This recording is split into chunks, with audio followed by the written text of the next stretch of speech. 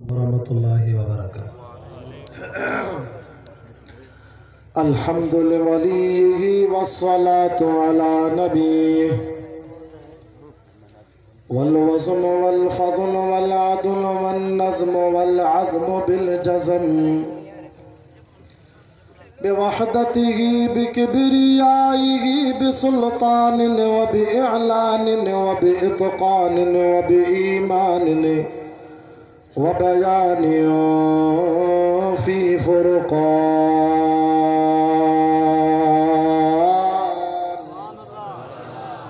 وحده لا شريك له وحده بوحدة موحدا بوحدة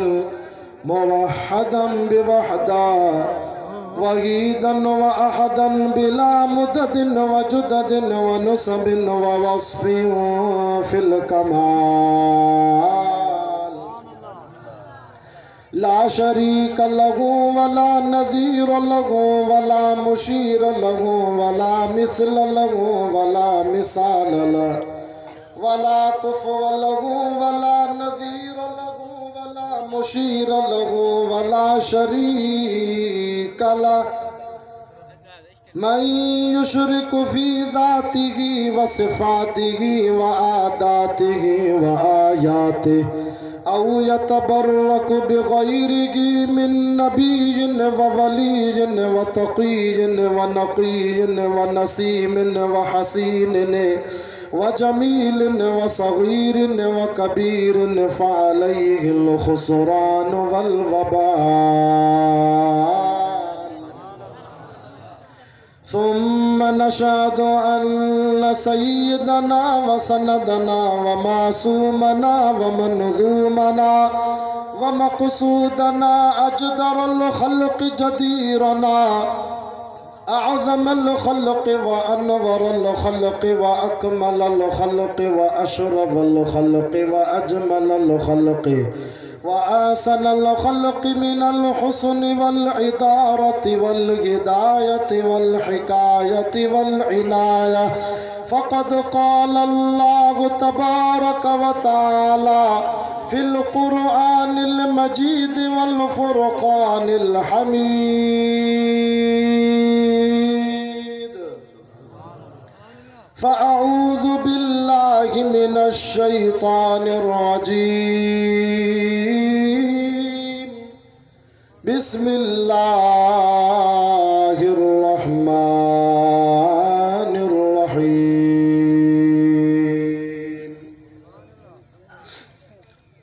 وقرن في بيوتكن ولا تبرجن تبرج الجاهلية الأولى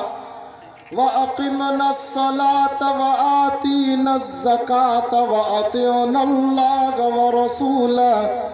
إنما يريد الله ليذهب عنكم الرجس أهل البيت ويطهركم تطهيرا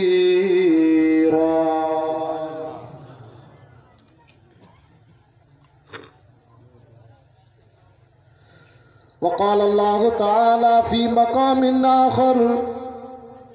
ويطعمون الطعام على حبه مسكينا ويتيما وأسيرا وقال النبي صلى الله عليه وسلم يا علي أنت أخي في الدنيا والآخرة وفي رواية أخرى أنا من علي وعلي مني وقال النبي صلى الله عليه وسلم علي مع القرآن والقرآن مع علي وقال النبي صلى الله عليه وسلم أنا مدينة العلم وأبو بكر أساسها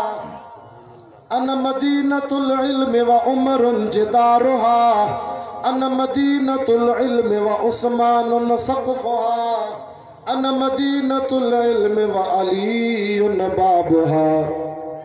وقال النبي صلى الله عليه وسلم الحسين مني وأنا من الحسين من أحب الله أحب حسينا وهو سبط من الأسباط صدق اللہ العظیم ان اللہ وملائکتہ یصلون علی النبی یا ایہا الذین آمنوا صلوا علیہ وسلموا تسلیما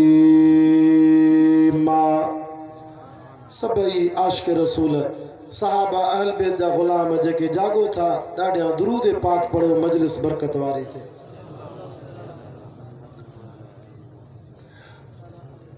اللہم صلی علی محمد النبی الامی وعلا آلہ وسلم تسلیما دائما ابدا ابدا حسین حافظ حسین قاری حسین حق جو امام آگے مکھے مولانا علی احمد صاحب حکم کیوں تو سید دعا سکے شان امام حسین شان علی تے گالا مکھے یہ موضوع ڈنو دو جے کو ان موضوع کے بدن دو ہتھ متھے کرے جے سبحان اللہ اے سید دعا تو کرے جے کو سبحان اللہ کندو اللہ ان کے ہن سال مدینے موکلیں دو جو کو آہستے چوندو اللہ کندو پند ویندو مدینے جو کو ڈاڈھا چوندو اللہ کندو سید سان گڈو ہلندو ہوائی جہاز میں رگو کراؤ پانجو پان بھریندو ہلندو موسیٰ گڈ حسین حافظ حسین قاری حسین حق جو امام آگے حسین غازی پکون ماضی حسین جو تعالی مقام آگے حسین طیب حسین طاہر حسین جو پیارو نام آگے حسین نالو و عظمتن جو حسین عنوان و جرتن جو حسین سردار و جنتن جو حسین رہبر و مجاہدن جو اسٹیج وارا بھی سبحان اللہ کو حسین عالم حسین قاضی اساں جو ان کے سلام آگے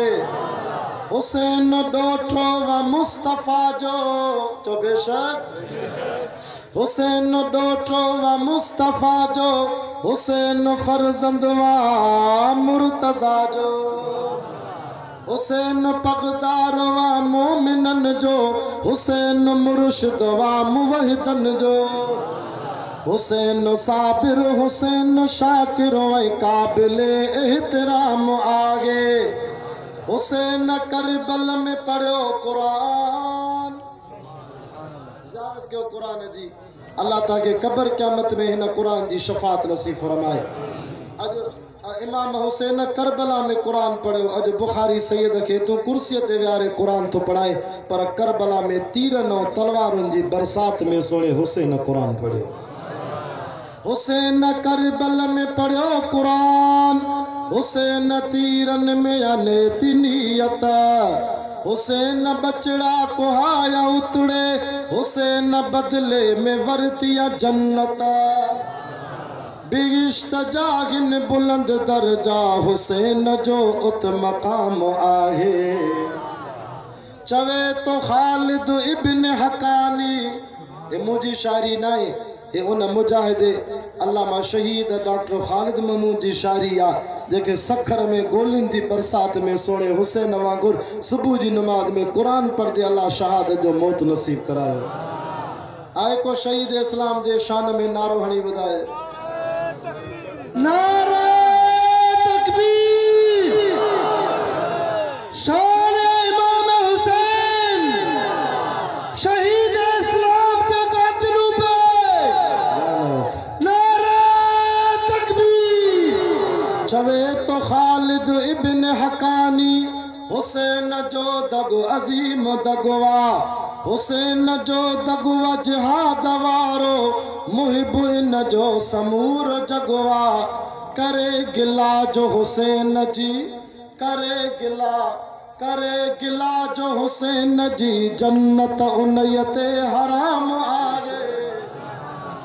حسین حافظ حسین قاری حسین حق جو امام آگے حسین غازی پکون ماضی حسین جو تعالی مقام آگے الحمدللہ اج 4 مارچ سن 2021 बमुताबिक 19 रजबुल मुरज्जब सन 1442 हिजरी जुम्मतुल मुबारक जी बाबरकत रात मदरसा जामिया अरबिया शमसुल उलूम मंजू छोरी तहसील तंबू ज़िला नसीराबाद बलोचिस्तान में हज़रत मौलाना साईं अली अहमद पंद्रानी साहब मोहतरम जनाब हाफिज अब्दुल खालिक साहब ऐं जुमला जमात जी सिक भरी दावत ते ज़िला घोटकी को लंबो चढ़ो सफ़र कराए अल्लाह साईं मूंखे तव्हांजे हिन सालियाना जलसे में अवां जी ज़ियारत भी रब नसीब कराई आहे हर साल जी कुरान ॿुधाइण जी सआदत भी नसीब कराई आहे। मौलाना अली अहमद पंद्रानी साहब जी काफ़ी सालन को वठी सैयद सां मोहब्बत आहे जो ॿियनि आलिमनि जी तब्दीली थींदी आहे पर सैयद हबीबुल्lah शाह खे दुआ जे लाइ रखंदो आहे। मूंखे मौलाना हुकुम कयो शाह साहब तव्हां आख़िरी बयान कयो मूं त सोचियो त मां आख़िरी बयान कयां पर पोइ मां ॾिठमि त मौलाना जे जलसे में उलमा तमामु वधी विया अल्हम्दुलिल्लाह।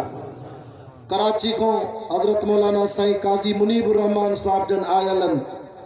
ऐं शहीद इस्लाम अल्लामा अब्दुर्रज़ाक मेखो साहब रहमतुल्लाह अलैह उन्हनि जा फ़र्ज़ंद तमामु बहितरीन बयान कंदा आहिनि। हज़रत मौलाना साईं मोहम्मद तैयब मेखो साहब उहे भी मौजूद आहिनि। मौलाना अली सरवर साहब सानी अब्दुल मजीद नदीम ये भी मौजूद आहिनि स्टेज ते जलवाए अफरोज़ आहिनि। यकीन कयो मां त मौलाना जो हुकुम अखियुनि ते रखियो पर शुगर जो मरीज़ आहे कल 3 ॾींहं टेस्ट कराई आहे 300 शुगर बीठी आहे ब्लड प्रेशर जो मरीज़ आहे मौलाना जो हुकुम मुंहिंजी अखियुनि ते भली मां राति जो 3 बजे बयान कयां पर अल्लाह जाने ओजागे जे करे शुगर जे करे अॼु भी सिंध में 3 जलसा करे आवां ये चौथों जलसो आहे। सुभाणे वरी मुंहिंजा 4 जलसा आहिनि शदात कोट प्रोग्राम मां वरी शदात कोट खां पोइ पन्नो आकिल दरगाह हाले जी शरीफ जुमो आहे वरी उतो जुमो पढ़ाए अल्लाह जाने वरी सफ़र आहे काॾे वेंदासीं वरी ओ शाहपुर चाकर दरगाह वरी ज़िला सांगड़ वरी नवाब शाह 2 ॾींहंनि जो सफ़र आहे जे ओजागो कयां थो त सफ़र नथा थियनि गले ते असर थो पए प्रोग्राम घणा आहिनि सैयद पहुची नथो सघे मां उलमा खां माज़रत खां आहियां इंशाअल्लाह मुझे बयान का वो सब दोस्त हथ मथे करे जो दुआ ताईं निभाईंदासीं इंशाअल्लाह वेंदो न इंशाअल्लाह। मां साईं अली अहमद के चयो त मां जमात को वाइदो वठां थो इंशाअल्लाह आख़िर ताईं वेंदा हूअं भी भॼण वारा सिंध जा हूंदा आहिनि बलोचिस्तान वारा कोन भॼंदा साईं अली अहमद सिंध जा भॼी वेंदा बलोचिस्तान वारा अब्दुल खालिक निभाईंदा आख़िर ताईं। अल्लाह जाने मां बलोचिस्तान जे जलसनि में आख़िर में वाइज़ कंदो आहियां पोइ भी आख़िर ताईं जमात वेंदी आहे ये भॼण वारा न आहिनि ये वेहण वारा आहिनि वेंदो न इंशाअल्लाह। सानी अब्दुल मजीद नदीम जो बयान ॿुधंदो इंशाअल्लाह जेके मोहब्बत सां वेठा हो चो सुभान अल्लाह अल्लाह अकबर कबीरा मुसलमानो कुरान जा आशिको दीन जा परवानो असी जमियत उलमा इस्लाम आले सुन्नत वल जमात वारा असा अहल बेतन जा नौकर असा सहाबा जा भी गुलाम असा अहल बेतन जा भी गुलाम असा जी हिकड़ी अख शान साहब आहे बी अख शान अहल बेत असा जो झंडो जमियत उलमा इस्लाम जो ही परचम नबवी ए साहबा जो भी झंडो आ त अहल बेतन जो भी झंडो आ। अहल बेत 2 क़िस्म अथव सिंधी समझो था ना भाई मुझे मदरसे में 22 बिरोही पढ़ंदा आहिनि लेकिन बिरोहनि मां रुगो इहो सेखारियो आहे इरग हथबो धीर हथबो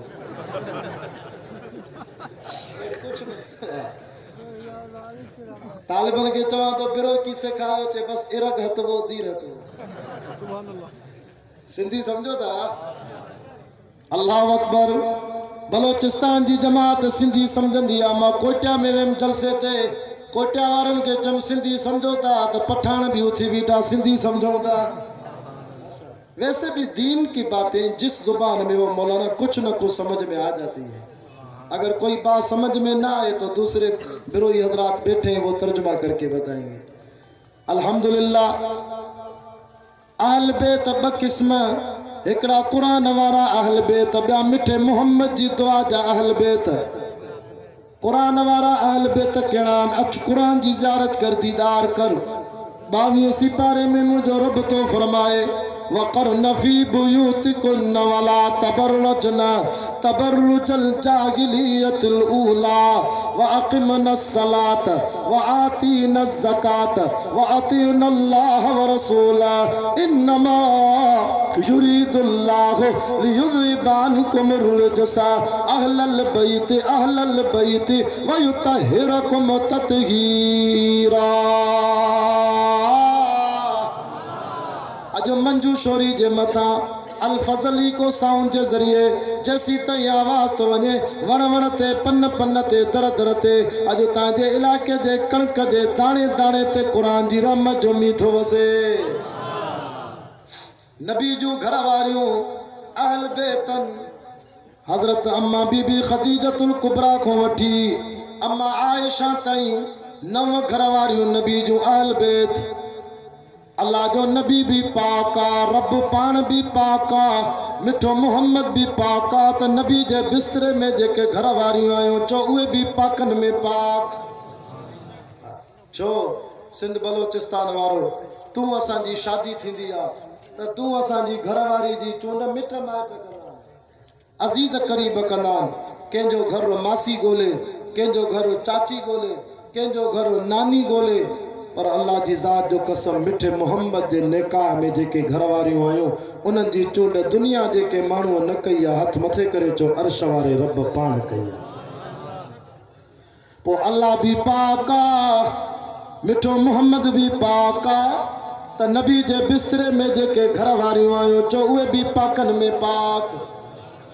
हिकिड़ी उन्हनि में अम्मा आयशा भी आहे जंहिंजे घर में जिब्रील भी अल्लाह जो कुरान खणी ईंदो हो,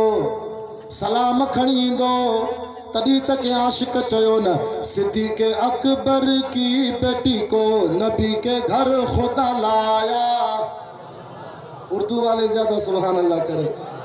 सिद्दीक़ अकबर की बेटी को नबी के घर खुदा लाया, वाह मुक़द्दर मेरी अम्मा नबी का संग तूने पाया, तेरे बिस्तरे पर जी अम्मी जिब्रील कुरान लाता था, तेरे बिस्तरे पर जी अम्मी जिब्रील कुरान लाता था, हुमेरा का तैयबा का लक़ब देकर मदनी मुस्कुराता था कि तुम उम्मत की अम्मी हो। नबी प्यारे ने फरमाया था तू अम्मी आप अच्छी है, तेरा हुजरा भी अच्छा है, तू अम्मी आप सच्ची है, तेरा बाबुल भी सच्चा है। ये सच्चों का घराना था, ये पाकीज़ा घराना था, खुदा को तब तो पसंद आया। जरे कुरान मजीद जी या आयत लथी ततहीर वारी त अल्लाह जो नबी सिद्धो बुखारी शरीफ जी हदीस आहे, नबी पंहिंजी घरवारी अम्मा उम्मे सलमा जे घर आया। हीअं नबी सल्लल्लाहु अलैहि वसल्लम पंहिंजे कुलनि तो चादर लाथी, जो सुभान अल्लाह। हिकिड़ो वरी ज़ाकिर तकीर करे चए पियो त अल्लाह जे नबी जी चादर न लथी, आसमान को चादर लथी। मुंहिंजो ग़लति आहे। अड़े चरिया जेका चादर आसमान तो लगे असांजो अक़ीदो आहे उनजो शान घटि आहे, जेका चादर मिठे मोहम्मद जे कुलनि तो लगे छो उनजो शान मथे आहे। आसमान वारी चादर मथे या नबी सां जे कुलनि वारी मथे आहे न। चादर जी जाइ ते हिकिड़ो मूंखे वाक़ियो थो यादि अचे, अजीब ॻाल्हि आहे, तव्हांजी निंड फिटाइण जे लाइ ॿुधायां थो। ज़िला झलमक्सी में जलसो हुजे, सुबुह जी मगरिब जी नमाज को वठी करे मौलाना अब्दुलहमीद लुंड साहब शुरू थियो बयान ते। हाल बयान कंदे कंदे 2.5 कलाक थी विया। लुंड साहब के लाहे केर 2.5 कलाक बरोचा से 3 मौलवी आया से जलसे ते, मौलाना सिबतुल्लाह जोगी, असदुल्लाह खोड़ो, सैयद हबीबुल्lah शाह। मेज़बान जो साहिब दावत तो वो परेशान हो। लुंड साहब दे वने, लुंड साहब वरी तक वरी कुरान पढ़े। केर लाए लुंड साहब के? साईं जोगी साहब के जो सही तवा हलो स्टेज ते जे लुंड जे मथो मां न हलदुस। असदुल्लाह खोड़े के जो तू हल जे मां भी न हलदुस। यो लहे तो पो असा हलो। साहिब दावत जो साईं हबीबुल्lah शाह तू सैयद आ, तू हल। तुझे करे लही वेंदो मां त मुझे करे न लहंदो चिता हलो ता सैयद मां जो ठीकु आहे असीं आया आहियूं वाइज़ करो हल मां जो स्टेज ते आयुमि त लुंड साहब ॾिठो ॾिसी करे जो तूं सैयद आहे वेही रहो तव्हांजे मथां आसमान मां चादर लथी आहे मां लुंड बरो अचां असांजे मथां आसमान मां सवड़ लथी आहे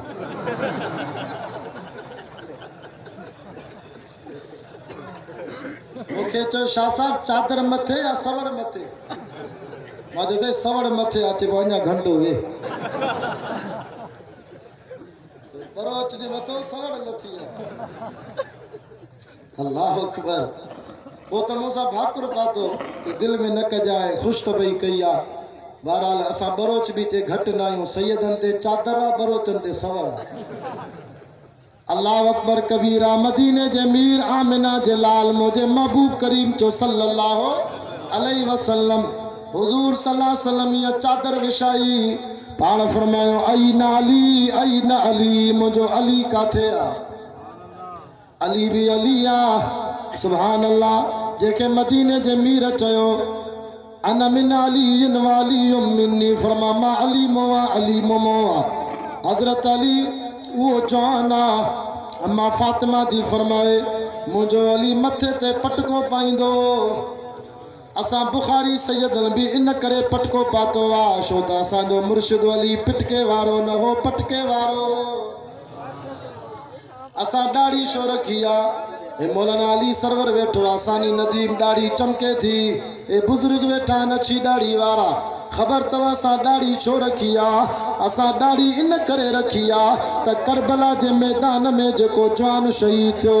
हजरत सैयदना इमाम हुसैन रज़ी अल्लाह ताला अन्हु मुझे इमाम आली मकाम जे चेहरे में 52 साल जी उम्र में शहीद थियो सोने हुसैन जे चेहरे में ये सीने ताईं पंहिंजे नाने मोहम्मद जी दाढ़ी मुबारक चमके पई हजरत अली मथे ते पटको पाइंदो हो चेहरे में दाढ़ी या कुल्ले ते जुल्फकार तलवार मंजू छोरी वारो ओ जिला नसीराबाद जिला जाफराबाद दा मुसलमानो तवा घरों निकिरदा मोटरसाइकिल ते के चिंची ते के रक्शे ते के कार ते हाँ सही इंडिया जा गाना हलाइंदा हो हैंडफोन कनन में विझी सफर जे दौरान मोबाइल मोला छा बुधंदा हो पर हेदरी आयो अचो त सैयद जी ज़ुबान मो समझो अली जी जिंदगी हजरत अली सुबह जो घरों निकिरदो हो हजरत अली मिस्कीनो हजरत अली वट दौलत कोन हुई हजरत अली साईं मजूरी करे पंहिंजे घर जो गुज़रानो कंदो हो मजूरी कंदो हो रमज़ान शरीफ में भी रोज़े जी हालत में यहूदी जे बाग में मजूरी थो करे बाग के पानी थो दे हर थो हलाए हजरत अली साईं खूह के हलाए थो हलाइंदे हलाइंदे कुरान भी पढ़े थो अम्मा फातिमा दी फरमाए मुझो सोनो अली सुबह जो घरों निकरे घोड़े ते वे पंहिंजा कदम रखे चपन ते कुरान जारी बिस्मिल्लाहिर्रहमानिर्रहीम अल्हम्दुलिल्लाहि रब्बिल आलमीन अर्रहमानिर्रहीम मालिक यौमिद्दीन इय्याका नअबुदु व इय्याका नस्तईन इहदिनस सिरातल मुस्तकीम सिरातल लज़ीना अनअमता अलैहिम गैरिल मग़ज़ूबि अलैहिम वलज़्ज़ालिन जेके कुरान वड़े हथ मथे करे जो सुभान अल्लाह वाह मौलाना अली अहमद पंद्रानी तुझो जलसो शाह तखल काया अखमारे क्यों हजरत अली कुरान तो पढ़े अलिफ लाम मीम ज़ालिकल किताबु ला रैब फीहि हुदल लिल मुत्तक़ीन मजूरी भी करे तो कुरान भी पढ़े तो पैरों सिपारो पढ़ियो वरी तो जैसा यक़ूलु सुफ़हा मिनन नास मा वल्लाहुम अन क़िबलतिहिम अल्लती कानू अलैहा بس سپارہ پڑھی ویو وری ٹیوں سپارو تلک الرسل فضلنا بعضهم على بعض مزوری بھی کرے قرآن بھی پڑھے حضرت علی تھک جی پوے مزوری کرے روزے جی حالت میں 12 بجے منجھن جو تھوڑو وڑن جے ٹھوئی سائی پٹے وری آسمان دے تکے وری عربی میں اللہ سا کچاری کرے چے تو رزینا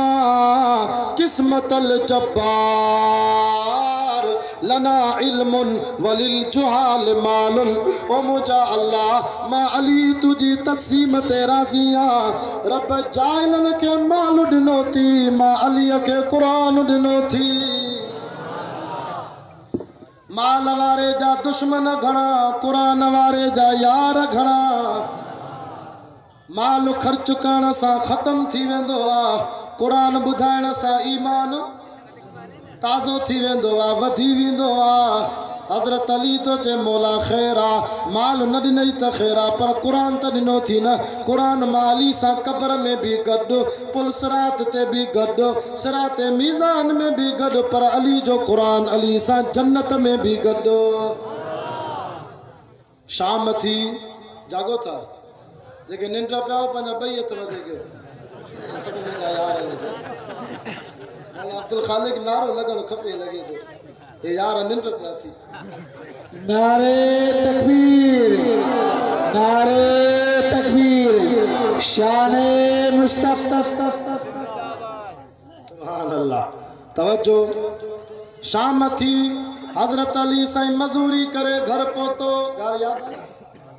اما فاطمہ چوے دی ماں سوری آئیم مرس دی خدمت دے کرے اگتے آئیم اما فاطمہ تو زارا تھی فرمائے ماں جو سوری اچانت مجھو سونو علی انیا گھوڑے تو نلتو شام جو ٹائم ماں علی جے چپن مو آواز پہ وچے قل هو اللہ احد اللہ الصمد لم يلد ولم يولد ولم يكن له كفوا أحد قل أعوذ برب الفلق من شر ما خلق ومن شر غاسق إذا وقب ومن شر النفاثات في العقد ومن شر حاسد إذا حسد وريتو قل أعوذ برب الناس ملك الناس إله الناس من شر الوسواس الخناس الذي يوسوس في صدور الناس من الجنة والناس اما فاطمہ چوے تھی او حسن حسین دا بابا صبح جو گھروں ونے پیو تو پیروں سپاروں پہ پڑے آنے موٹی آواں 7 کلاکن میں وری آخری سپاروں تو پڑے مجھے سونے علی فرمایو فاطمہ تجھے بابے مٹھے محمد الرسول اللہ جو فرمایو علی مع القرآن والقرآن مع علی قرآن علی سا گڈوں دوا علی قرآن سا گڈوں دوا فاطمہ تجھے بابے جا کے امتی سال میں ہکڑو ختم کڈندا یہ تو اسا جڑا نبھاگا رمضانی حافظ رگو رمضان میں قرآن پڑھے اسی وری منہ نہ ڈٹھو سی آنے شابان وچے تو سب حافظ قرآن کے وٹھندا وری رمضان کا وہ قرآن کے ہتھ ہی نہ لائندا ایڑا بھی جماعتی آئین اور قرآن تو فرمائے حضرت علی تو چے کہ ایڑا بھی نبی جا امتی جے کہ 6 مہینے قرآن جو ختم کرن کہ 3 مہینن میں کہ روزانو سپارو پڑی مہینے میں ختم کرن کہ قرآن سا عشقوا روز 3 سپارہ پڑھدان 10 ڈین میں ختم فاطمہ کہ ایڑا بھی امتی ہوندا نبی سیندا جے کہ ڈین جو ختم جدا کڈندا رات جو ختم جدا کڈندا جی اسان جو پیران پیر تھوڑا ہٹ کر بولو پیران پیر حضرت سیدنا عبدالقادر جیلانی جے کہ مرید و ہتھ متھے کرے جو سبحان اللہ اسان جو پیران پیر سیدنا عبدالقادر جیلانی رمضان شریف میں روزو رکھی قرآن شروع کندو ہو سجلتے جے آزان تے سجو ختم پورو کندو ہو وری سجلتے جو روزو کھولے وری جو قرآن شروع کرے صبح جی آزان تے ختم پورو اسان جے حنفی مسلک جو امام اعظم ابو حنیفو رحمت اللہ علیہ 61 ختم قرآن جا کڈندو रमज़ान शरीफ में एक ॾींहं जो एक रात जो एक तरावीह जी नमाज में जंहिं 40 साल इशा जे वुज़ू सां सुबुह जी नमाज पढ़ी। असांजे हनफी मसलक जो इमाम पर हज़रत अली तो जे फातिमा के 10 कलाकनि में क़ुरान पढ़नि, पर मां अली जे चपनि ते क़ुरान ईअं हलंदो आहे। सुबुह जो क़ुरान शुरू कंदो आहे, 7 कलाकनि में मां अली सॼो ख़तम क़ुरान जो कढी वेंदो आहे। मां भी चैलेंज सां चवां थो बलोचिस्तान वारो ही क़ुरान सैयद हबीबुल्lah छा जे मथे ते आहे। अचो सिंध बलोचिस्तान में असांजे दोबंदिन जा मदरसा आहिनि, असां वटि नबी जा महिमान तालिबन मुख़्तलिफ़ ज़ातिन वारा। ख़ुदा जो कसम आहे अलहम्द जे अल्फ़ सां क़ुरान शुरू कंदा मिनल जिन्नत वन्ना जे सीन ते 10 कलाकनि में असां सॼो क़ुरान पढ़ी ॾेखारींदासीं। अलहम्द जे अल्फ़ सां मां पाण हाफ़िज़ आहियां। 14 मुसल्ला रमज़ान जा पढ़ाया आहिनि, हर साल ख़त्म पढ़ाईंदो आहियां। 17 रमज़ान अम्मा आयशा खे ख़त्मो ॾेई क़ुरान जो ख़त्म पूरो करे वरी 18 रमज़ान को ईद ताईं मुसलसल वाइज़ कंदो आहियां। सिंध बलोचिस्तान में ख़त्मनि जा प्रोग्राम थींदा आहिनि। अल्लाह ॼाणे असां इमाम हुसैन सां मोहब्बत करण वारा आहियूं, अली सां मोहब्बत करण वारा आहियूं। असां सैयद जे करे क़ुरान शुरू कयूं, खणी 7 कलाकनि में न पढ़ी सघंदासीं, इहो अली जो कमाल आहे। बाक़ी 10 कलाकनि में सैयद क़ुरान न पढ़े मुंहिंजी सदा गोली आहे। हज़रत अली वारो ॾाजो ई असां वटि आहे। ए पटको ए ॾाढ़ी ए क़ुरान करबला जे इमाम हुसैन जो ॾाजो आहे। करबला में तॾहिं त इमाम आली मक़ाम इमाम हुसैन साईं भी फरमायो 5 मुहर्रम ते लड़ाई वॾी लॻी, शिमिर पली त जंग बंदि कर, नाने मोहम्मद जी नमाज़ जो टाइम थी वियो आहे। मैदान करबला में सैयदन सजदो न छॾियो, बीबिन पर्दो न छॾियो। करबला मो सबक़ इहो आहे न, शिमिर थो चए जंग बंदि न थींदी, चे न कर त न कर, मुंहिंजा मुजाहिद घणा बचा आहिनि। चए साईं इमाम हुसैन जे काफ़िले जा 40 मुजाहिद बचा आहिनि। चे 20 ॼणा ज़ालिमनि सां मुंहुं ॾियो, 20 ॼणा मैदान करबला में तलवारनि ऐं तीरनि जी बरसात में करबला जी मिट्टी सां तयम्मुम करे मां हुसैन जे कॾ जमात सां नमाज़ पढ़ो। तॾहिं त के आशिक़ चयो न, जिसकी हिम्मत पर अलीउल मुर्तज़ा को नाज था। थकजी पिया हो तो दुआ घुरा। जिसकी हिम्मत पर अलीउल मुर्तज़ा को नाज था, उस नवासे पर मोहम्मद मुस्तफ़ा को नाज था। यूं तो सजदा करने वाले बहुत गए सारे बंदे, पर हुसैन इब्न अली का और ही अंदाज था। कटा कर गर्दने बतला गए करबला वाले,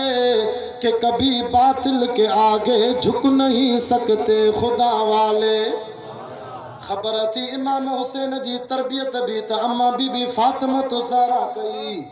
अम्मा फातिमा भी घट न आहे, सियारे जी मुंद में बलोचिस्तान वारो अम्मा फातिमा तहज्जुद जी नमाज में 7 सिपारा क़ुरान जा रोज़ रब साईं खे 1 रकात में ॿुधाईंदी। मोमिनाणीअ खे चयो हल नमाज ते, चे मांखे त मथे में सूर पवंदो आहे, नमाज पढ़ण जे लाइ तयारु न आहे। तो शांजी अम्मा फातिमा जी हुबदार आहे,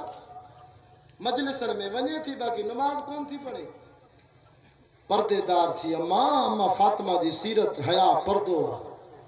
अम्मा फातिमा त पंहिंजे शोहर अली खे चयो, अली मां वफ़ात करे वञा, अली मुंहिंजो जनाज़ो राति जो खणजांइ, ॾींहं जो न खणजांइ।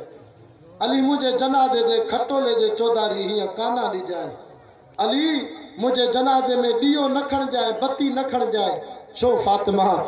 अम्मा फातिमा चयो, अली मां जीअरे पंहिंजो कद कंहिंखे न ॾेखारियो आहे, मूंखे इहो बि बर्दाश्त न आहे सुभाणे मुझे जनाज़े जो कद ॾिसी मता को साहबी चवे नबी जी न्याणी फातिमा जो कद हेतिरो हो, मूंखे इहो बि बर्दाश्त न आहे। ख़ुदा जो कसम आहे पर्दे जो मक़ाम हो। कंहिं बि मौलवीअ किताब में न लिखियो आहे के साहबी के उम्मती त अम्मा फातिमा जो कद केतिरो हो, इहा बि ख़बर कोन्हे। एॾी हयादार पर्देदार। राति जो 7 सिपारा तहज्जुद में पढ़े, सुबुह जी आज़ान जो टाइम थी वियो। अम्मा फातिमा चयो त तहज्जुद ख़त्म थी वियो, जल्दी जल्दी सलाम वराए आसमान ॾे तके, चए थी मुंहिंजा मौला सियारे जी रात एतिरी नंढी छो कई थी मां फातिमा बरकत तजुद भी पूरो नथी करे सघां। हालांकि बलोचिस्तान वारो सियारे जी रात नंढी थींदी आहे कन वॾी थींदी आहे। जेके क़ुरान सां इश्क़ आहे उनखे इहा राति भी नंढी थी लॻे। तॾहिं त मुस्तफ़ा करीम फरमायो जन्नत में 4 सूबा अथव। घणा सूबा आहिनि जन्नत में? 4। फरमाया नंबर पहिरों जन्नत में सूबो नबियनि जो हूंदो, आला में आला सूबो, वॾे में वॾो सूबो अंबिया कराम जो। 1,24,000 नबी हूंदा। उन सूबे जो वज़ीर आला अना मुहम्मद रसूलुल्लाह सल्लल्लाहु अलैहि वसल्लम। फरमाया जन्नत में वरी ॿियो सूबो थींदो जंहिंमें उहे जन्नती रहंदा जेके दुनिया में 40 सालनि खां पोइ वफ़ात करे विया, माना वॾड़ा या शहीद थी विया 40 सालनि खां पोइ वॾी उमिरि में जेके वफ़ात करे विया। नबी से फरमायो उन्हनि जा लीडर अॻवान जन्नत में 2 वज़ीर आला हूंदा। घणा? जल्दी ॻाल्हि साईं कहिड़ा कहिड़ा? फरमाया सैयदा कुल अहलिल जन्नत फ अबू बकर व उमर। खबरदार अबू बकर उमर के गारियूं न ॾिजांइ मथां मरण महिल कलमो नसीब न थिए। अबू बकर उमर के घट वध न ॻाल्हाइजांइ। वॾी उमिरि वारनि जा जन्नत में वज़ीर आला अबू बकर उमर थी। हाणे त गर्मी थिए थी मुंहिंजा पघर वहनि था। अल्लाह स्टेज ते जेकॾहिं पखो हुजे हा त सैयद हबीबुल्lah शाह के भी हवा लगे हा। इन पखे जी हवा इन्हनि बुज़ुर्ग जेके वेठा आहिनि इन्हनि खे भी लगे हा। लगे हा न लगे हा? हवा लगे हा न? पोइ हलूं मदीने। तव्हांजी नियत ई न आहे मदीने हलण जी। सदाईं हिते हूंदो बलोचिस्तान जे रस्तनि ते। हलूं मदीने। मदीने में मुंहिंजे साईं जो साओ रोज़ो आहे गुंबद खज़राए। तॾहिं त के आशिक़ चयो न हो के वारफ्ता जो भी मदीने गया सब्ज़ गुंबज़ को बस देखता रह गया। सब्ज़ गुंबज़ को बस देखता रह गया। सारी दुनिया में ऐसा हसी दिलरुबा दूसरा और कोई नज़ारा नहीं। हशर के दिन भी वो सबके काम आएंगे कौन गे जिसको उनका सहारा नहीं। बलोचिस्तान वालों कैसे काम आएगा महबूब अपना? तवज्जो करो। क्या घड़ी होगी महशर में सब अंबिया उम्मतों को न देंगे कोई आसरा। होगी सबकी जुबां पर यही एक सदा मुस्तफ़ा के सिवा कोई चारा नहीं। शागिद उस पे हुआ गे कलाम खुदा मुस्तफ़ा की रज़ा गे खुदा की रज़ा। अपने महबूब से रब ने फरमा दिया अपने महबूब से रब ने फरमा दिया जो तुम्हारा नहीं वो हमारा नहीं। अल्लाह अकबर। मदीने में मुझे साईं जो साओ रोज़ो गुंबद खज़रा 24 कलाक अल्लाह जी रहमत जो मीठो वसे।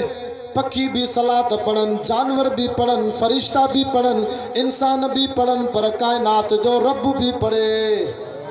पोइ असांजो अक़ीदो आहे ज़िला नसीराबाद वारो ॿुधो। असांजो अक़ीदो आहे जियां हिते पखो वाले सैयद के भी हवा लगे जमात के भी लगे हुजूर जे रोज़े ते 24 कलाक अल्लाह जे रहमत जी हवा जी सोने मोहम्मद के लगे त नबी जे कदमन में बयार सुता पिया थी अबू बकर उमर उन्हनि के भी लगे। तो हिते मजलिसन में अबू बकर उमर के गारियूं ॾींदे मथां ख़ुदा क़बर में शिकिल फेराए छॾे। इन्हनि खे न ॻाल्हाए जेके हींअर भी जन्नत में भाकुर में सुता पिया। असां सिद्दीकी असां जमियत वारा फारूकी असां ओस्मानी हथ मथे करे जो असां हैदरी। असांजो अक़ीदो आहे जेको मुर्शिद अली के न मञे उन जे मुंहं में लख लानत हुजे।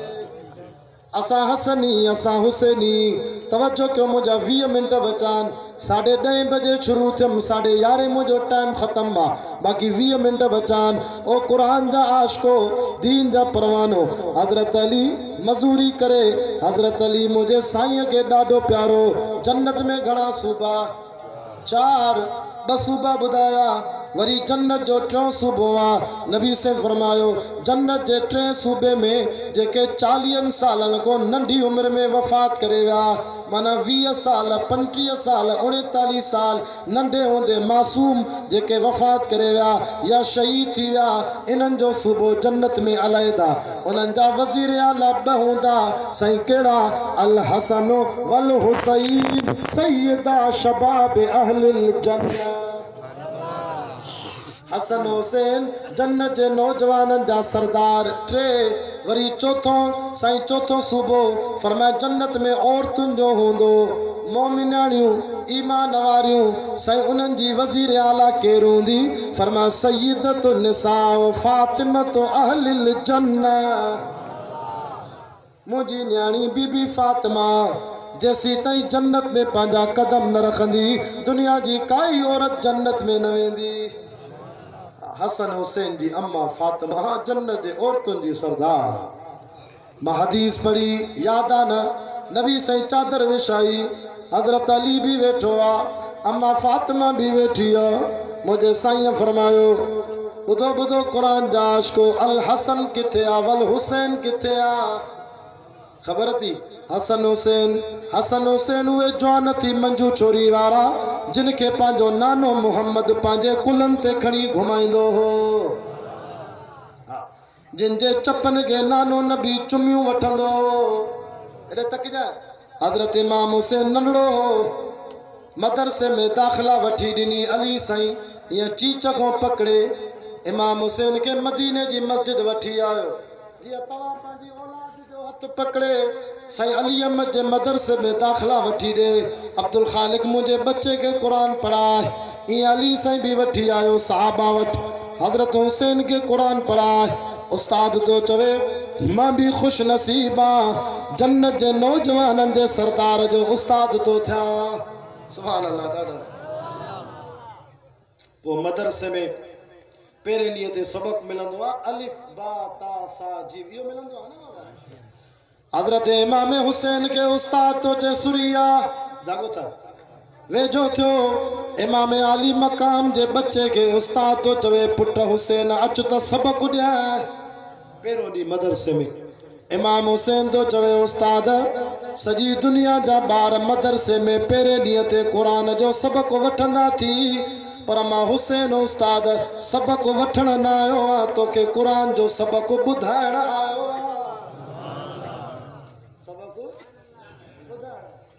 इमाम आली मकाम इमाम हुसैन के उस्ताद तो चवे भला सबक वठी के खो आयो उस्ताद नंढे हूंदे बचपन में मुंहिंजी अम्मा मां के बंधड़नि में खीर प्यारींदी त मूंखे क़ुरान जो लोलियूं ॾींदी मां अम्मा को सबक वठी आयो इमाम हुसैन के उस्ताद तो चे भला पंहिंजी जीजल मां जो सबक त ॿुधा चे तो बिस्मिल्लाहिर रहमानिर रहीम अलिफ लाम मीम पहिरें ॾींहं ते यादि थो ॿुधाए ज़ालिकल किताबु ला रैब फ़ीहि हुदल लिल मुत्तक़ीन वरी ॿियो सिपारो शुरू कयईं वरी टियों चौथो सहाबा फरमाइनि था इमाम हुसैन जॾहिं मदीने जी मस्जिद में क़ुरान पियो पढ़े त चपन मां ख़ुशबू बि अचे पई ओ हेदरियो कियां न ख़ुशबू अचे जंहिंजे चपन को नानो मोहम्मद चुमियूं वठे फरमाए हलदे हलदे पंजे सिपारे जी जॾहिं आख़िरी आयत ते पहुतो वकान अल्लाह शाकिरन अलीमा उस्ताद इमाम हुसैन जे सीने ते हथ हणी चयो बस बस हुसैन वधीक न पढ़जाए मूंखे त ईअं थो लॻे ॼण मदरसे में तूं मां वटि पढ़ण न आयो आहे मां ॼण उस्ताद खे बि मिठी ज़ुबान सां क़ुरान पढ़ाइण आयो आहे ये काथो यादि कया थी कि अल्लाह जो कसम उस्ताद ये सबक मां काथो न वतो अम्मा जी ज़ुबान में क़ुरान ॿुधी यादि कयो रात जो इमाम हसन इमाम हुसैन गॾु निंड कंदा हा जॾहिं न रहा त वॾो भाउ चवंदो नंढे खे असांजो बाबू अली क़ुरान थो पढ़े असांजी अम्मा फातिमा क़ुरान पढ़े असां अली जा बच्चा निंड कयूं हुसैन तूं नंढो आहे क़ुरान पढ़ मां वॾो भाउ ॿुधां वरी जे तूं थकिजी पवे त मां क़ुरान पढ़ां तूं ॿुध हज़रत इमाम हुसैन क़ुरान शुरू करे इमाम हसन के क़ुरान ॿुधी ॿुधी निंड वठी वञे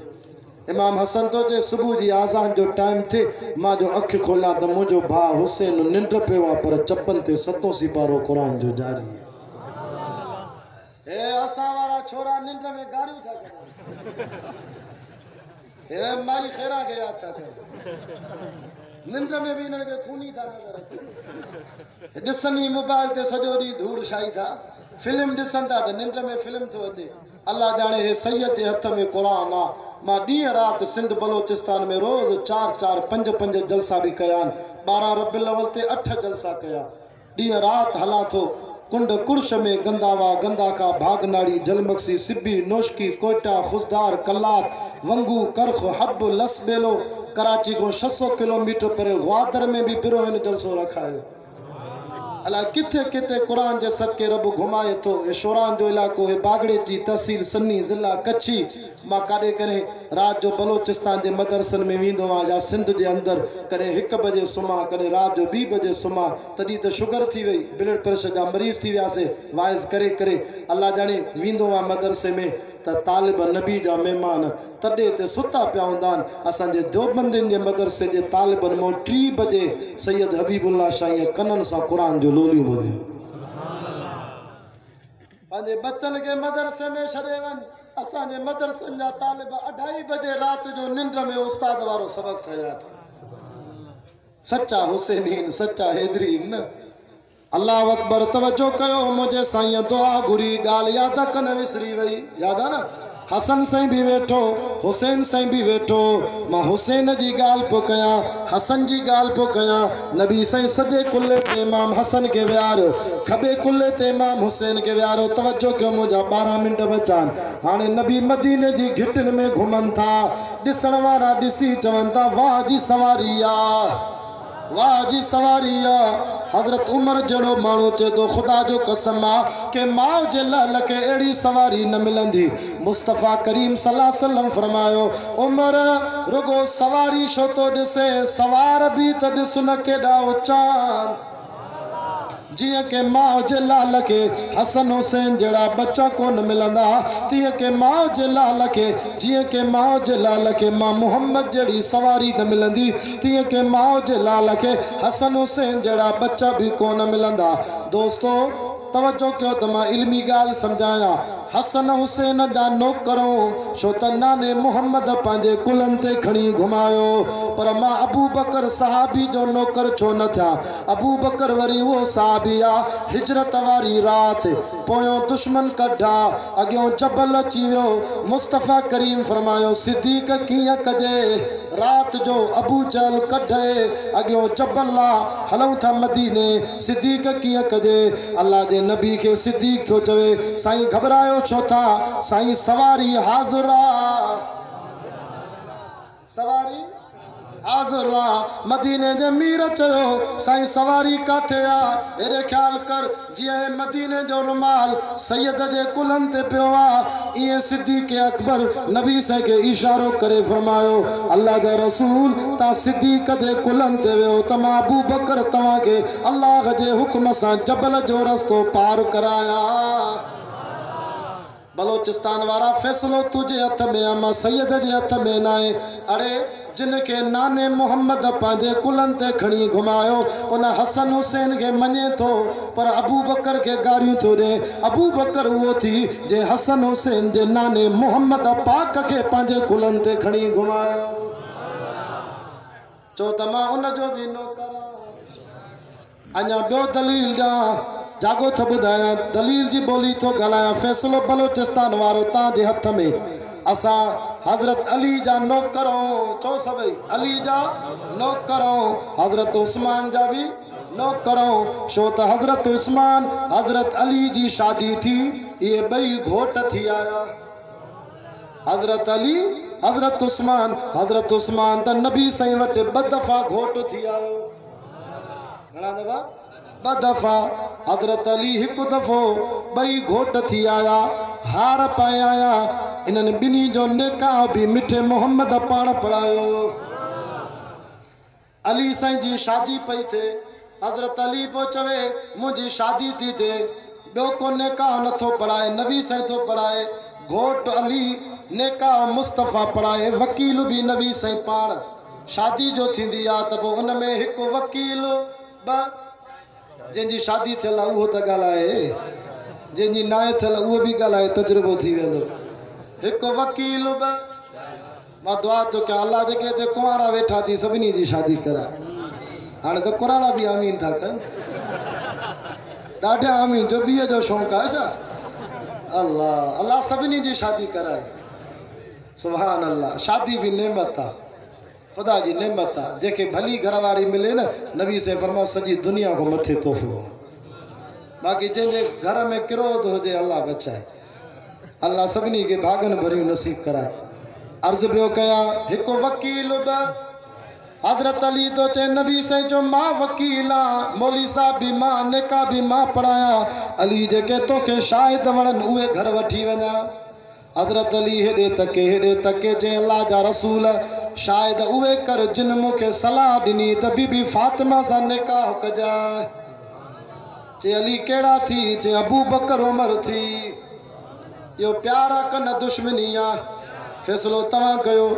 हज़रत अली जी शादी थी उस्मान साईं जी शादी थी मदीने जे मीर जे दर ते घोट थी आया असां उन्हनि जा बि नौकर पर असां जमियत उलमा इस्लाम वारनि जो अक़ीदो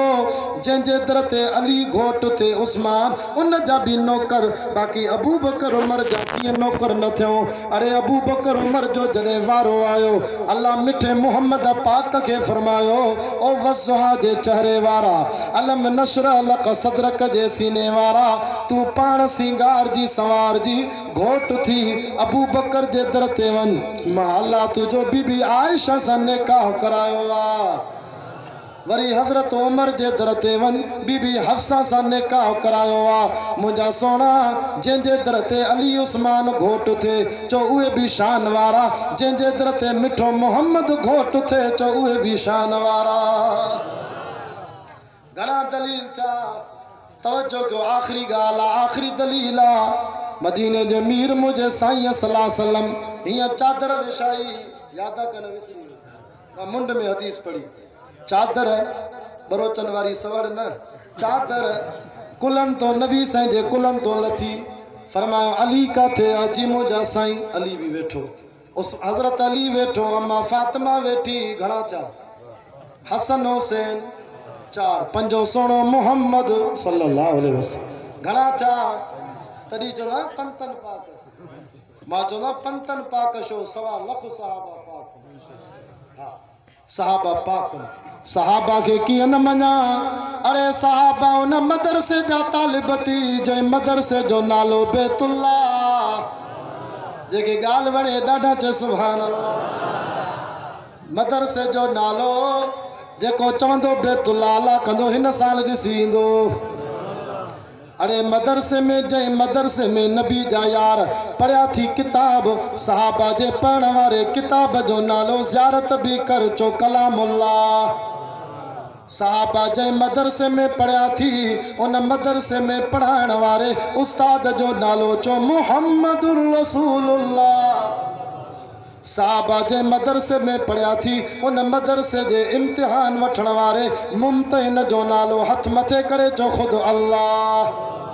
अचो सैयद हबीबुल्lah शाह जे हथ में क़ुरान आहे फैसलो कुरान कंदो असांजे वाइज़ जो साईं अब्दुल कादिर रिंद जी क़बर ते ख़ुदा रहमत करे रिंद साहब चवंदो जो बंदिन जे वाइज़ जो जज कुरान आहे अल्लाह साईं अली अहमद जे मदरसे खे आबाद फरमाए आमीन चो ॾाढा अर्ज़ पियो कयां कुरान को फैसलो था करायूं कुरान तूं ॿुधाए हे त चवे तो नबी जा सभु सहाबा फिरी विया सभु सहाबा फिरी विया अल्लाह सब सहाबा फिरी विया अचो कुरान को पुछो या अल्लाह तू बुधाए पुछो कुरान को मुमतइन भी तू आ रब तो चे चरिया थिया छा अरे जिन शागिर्दन जो उस्ताद मिठो मोहम्मद हुजे उहे शागिर्द किया फेल थींदा बलोचिस्तान वारो अञा ॿियो जुमिलो चवां मन मुंहिंजी ॻाल्हि सम्झो हिते ज़मीन जा हारी भी वेठान सैयद जी ॻाल्हि सम्झी वेंदा बाबा उन ज़मीन जी पोख कीअं ख़राब थींदी जंहिं पोख जो हारी मिठो मोहम्मद हुजे अल्लाह अकबर साहबा के न ॻाल्हाए تو کہ گاڑی دینے جو شوق ہے مکھے گاڑی دے ماں کچھ نہ چونو ماں ارے انہن کے گاڑی نہ دے جے کہ ہیر بھی نبی جے قدمن میں بھاکر میں ستا پیا اللہ اکبر ماں تو کہ سمجھان اللہ چاہاں دو ماں دشمن نایا ماں تا جو سجن ہوا اللہ جے واسطے سائیں عبداللہ شاہ بخاری وانگر قرآن متے تے رکھی چاہاں دو ماں سید جی گال دل سا لگئی تا قبول کجائے صحابہ کے نگلائے جو شوتا صحابہ ان مدرسے جو میوو تھی جائیں مدرسے جو مالی مٹھو محمد دا ان باغ جو میوو کی خراب تھی دو جائیں باغ جو مالی مٹھو محمد ہو جائے آنے پشوں قرآن کو لکھن وارو لکھو بدھن وارو بدھو ریکارڈ کرن وارو ریکارڈ کयो سید چیلن سا گلائے دو سپارو تھو شویوں کاؤں سپارو ڈاڈا جو کاؤں سپارو شویوں سورت جو نالو تھی سورت الحجرات سورت الحجرات انیا سولو کرے جائیں آیت جو نمبر 3 زیارت کر مجھے ہتھ میں قرآن ونی مانا کھولے پڑ جائیں سندھیا میں بھی قرآن جی مانا تھی ماں مدینے میں اس موقع بروکیہ میں قرآن جی مانا ملی آئے نا سر بروکی میں قرآن مجید جی مانا سندھی بروکی مولانا عبدالکریم کورائی رحمت اللہ علیہ لکھو ہوا ہاں سہیں اردو میں مانا فارسی میں مانا پشتو میں مانا قرآن جی قرآن کھولے پڑھ چھاتو چھے اولائک الذین امتحن اللہ آخری گال تو کیا توجہ اولائک الذین امتحن اللہ قلوبہم للتقوی رب تو چے صاحب آخو ماں امتحان وطو رب شان جو امتحان وطئی اکھن جو نا نا نا نا کنن جو نا نا نا نا ہتھن جو نا نا نا نا پیرن جو نا نا رب باقی شان جو امتحان وطئی چے تو اولائک الذین امتحن اللہ قلوبہم دلن جو امتحان وطو اور دل جو امتحان وٹھن وارے طاقت کے کیا دیکھو دلن جا راز جانے بلوچستان وارا علیم بذات صدور کیرا یا اللہ پو بدائے پاس تھا کنت پھیل تھا رب تو جے چریا جن شاگردن جو مدرسو بیت اللہ جن جو کتاب کلام اللہ جن جو استاد محمد رسول اللہ جن جو ممتحن اللہ تو انن جو نتیجو تھی رضی اللہ انجا نتو منye تا قرآن پڑھا والسابقون الاولون من المہاجرین والانصار والذین اتبعوہم بإحسان ہکڑا مہاجر تھی بیا انصاری تھی ٹیا انہن جے طریقے تے ہلن وارا تھی رب انہن جو نتیجو چاہے چے تو رضی اللہ عنہم ورضو عنہ یا اللہ صحابہ جی چاہے کتھیا وَأَعَدَّ لَهُمْ جَنَّاتِ ماشاءاللہ کراچی جا مہمان بھی اچھی گا مولانا قاضی منیب الرحمان صاحب مولانا جو نارنجی گونج میں استقبال کیوں مولانا جو استقبال کیوں نارنجی گونج میں نعرے تکبیر شان لاؤڈ بنتو تھی ونے اللہ اکبر بدو فرزند شہید اسلام فرزند حضرت علامہ مولانا عبدالرزاق میخو صاحب رحمت اللہ علیہ مولانا محمد طیب صاحب بھی اسٹے جلوہ افروزن کافی علماء موجود ان میں گال ختم تھو کیا توجہ کہو قرآن سچو اتھن جی کوشش کوئی نہ کرے سب وہی رہو بٹ فرمائے للفقراء المہاجرین الذین اخرجوا من دیارہم واموالہم قرآن تھی قرآن یبتغون فضلا من اللہ ورضوانا وینصرون اللہ ورسولہ اولئک هم الصادقون قرآن سچوا سب سچا اولائک هم المومنون حقا سب مومن تھی پکا اولائک هم الراشدون سب ہدایت وارا اولائک هم المفلحون سب کامیاب تھی وری تو چے اولائک حزب اللہ صحابہ کے نگلائیں جائے صحابہ کے نگلائیں جائے یو اللہ جو لشکر تھی رب جے لشکر کے گلائیں دے رب ڈمر جی پوندئی اڑے کاتے مکو مدینو کاتے مجھے جی سندھ جو علاقو جہانے جے برساں صحابہ گھر چھڑے آیا وطن چھڑے آیا سکھر جے برساں جہانے جے قبرستان میں 3 صحابہ محبوب گوٹھ میں ستا پیا تھی ایرے پشاور میں ون بابا صحابہ جو قبرستان ہوتے بھی ستا پیا تھی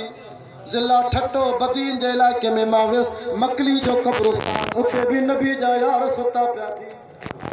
ہیرے ماں بلوچستان میں لس بیلے جے علاقے چون بیا سائیں پنجگور جو علاقہ آ اتھے بھی مٹھے محمد جا صحابہ ستا پیا تھی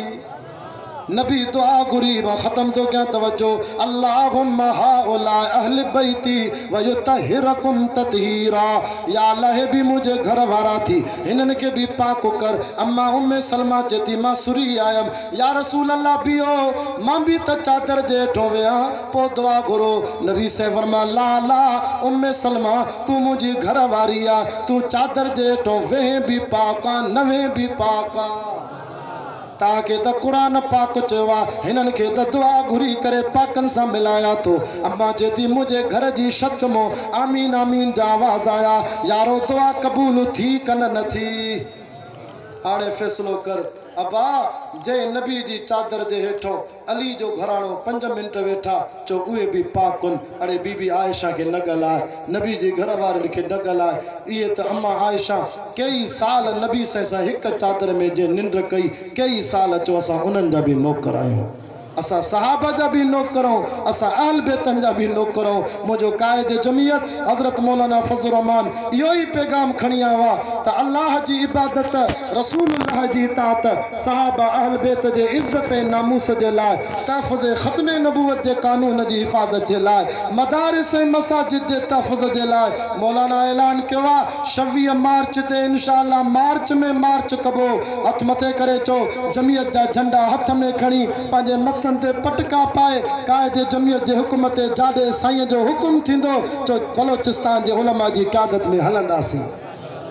آنے تم عمران خان جی عد چیل بھجی پیا کلو کی رپورٹ جگہ آئیا سبحان اللہ پی ڈی ایم جو سید یوسف رضا گیلانی کامیاب تھیو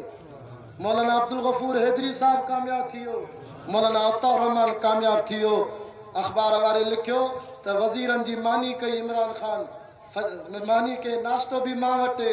ماں جاندو بھی ماں وٹے رگو وونٹ ہیڈے دی جو جنہیں سجل تھے کا پو ہارائے ویو نتیجو آئیو چے وزیرن کے جو رات جی مانی پان کھائی شدو کا تھے ہیڈے ہو دے خبر پیجی وئی ہانے کمر ٹوٹی پیا عمران خان جی چیل بھجی پیا اللہ مولانا کے اوہ عزت دنیا ہنن چیو تا سا اسمبلی کو بار کندا سے پر رب چیو تا نتھا سنانو جے کے عزت ما خدا دیا 15 پارٹن چیو تا اسان جو اگوان بھی مولانا فضل الرحمان مولانا جے خلاف نہ گلائیں جائیں اڑے کعبۃ اللہ جا پیشمام بھی چون تھا شاہ چون اسان کعبۃ اللہ جا اماموں پر مولانا فضل الرحمان کعبے جے امامن جو بھی امام دالوم جو بنجال مچوندا سہیں تو اسان جو امام مجھو والد صاحب حضرت مولانا سید عبدالغفور شاہ بخاری 16 سال مجھو بابو جمعیت طلباء اسلام صوبے سندھ جو پیروں صدر تھی رہو حضرت سائیں بیر وارے کی صحبت میں 16 سال بابے سائیں زندگی گزاری بلوچستان وارو تاکہ بدایا تو مولانا جی مخالفت نہ کجو والد صاحب پہ چے آخری گالا حضرت سائیں بیر وارن کے کچھ مانن چو سائیں تمام لیڈر تھو جمعیت جا اگوان تھو مفتی محمد رحمت اللہ علیہ دے ونجن کھاپو سائیں مولانا فضل الرحمان عمر جو ننڈ ہوا حضرت سائیں بیر وارو جن جی قبر مو جنت جی خوشبو آئی سائیں عبدالکریم قریشی رحمت اللہ علیہ فرمایو ادا مولا فضل الرحمان کے مولویوں نہ گلایو ماں رات نندر میں نبی صلی اللہ علیہ وسلم جو دیدار کیوں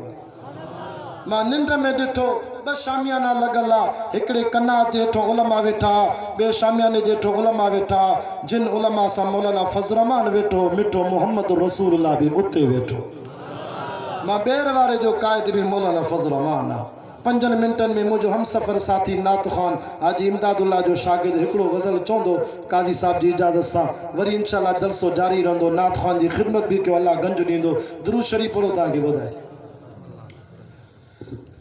بسم اللہ الرحمن الرحیم یا رب صلی وسلم دائما ابدا علی حبیب خیر الخلق کلہم مفادن لے مواقف خان کڈہیں بھی وکھٹیا نایوں انشاءاللہ نہ ہٹیاؤں نہ ہٹدا سے مفادن لے مواقف خان کڈہیں بھی وکھٹیا نایوں جی آلہ جمعیت جا कटिया तभी मटियानायों मफादन लए मुवाकिफ खां कॾहिं भी विखा हटियानायों असां नौकर मुहम्मद जा अबू बकर उमर जा असां नौकर मुहम्मद जा अबू बकर उमर जा असां उस्मान जा आशिक़ अलीअ जे पिणु फ़िक्र जा असां उस्मान जा आशिक़ अलीअ जे पिणु फ़िक्र जा मिलिया मौत सां मुर्गी जबर आॾो झुकिया नाहियूं मिलिया मौत सां मुर्गी जबर आॾो झुकिया नाहियूं जियाला जमीयत जा कटिया तभी मटिया नाहियूं मफ़ादन लए मुवाकिफ़ खां कॾहिं भी विखा हटिया नाहियूं मुजाहिद असुल खाई जिहादी ज़हन जा पोता मुजाहिद असुल खाई जिहादी ज़हन जा पोता अयूबी ग़ज़नवी जा ऐं साथी बिन क़ासिम जा अयूबी ग़ज़नवी आहियूं ऐं साथी बिन क़ासिम जा कॾहिं कहीं मीर जाफ़र जा रुपए ख़ातिर विकिया नाहियूं कॾहिं कहीं मीर जाफ़र जा रुपए ख़ातिर विकिया नाहियूं जियाला जमीयत जा कटिया तभी मटिया नाहियूं मफ़ादन लए मुवाकिफ़ खां कॾहिं भी विखा हटिया नाहियूं सजी तारीख़ इस्लामी असांजे रतू सरंगियल सजी तारीख़ इस्लामी असांजे रतू सरंगियल बणियो ॾिस शामिलीअ जो पटु ऐं पाला कोट मगतलुआ बणियो ॾिस शामिलीअ जो पटु ऐं पाला कोट मगतलुआ खिली लटकिया फाहीअ ते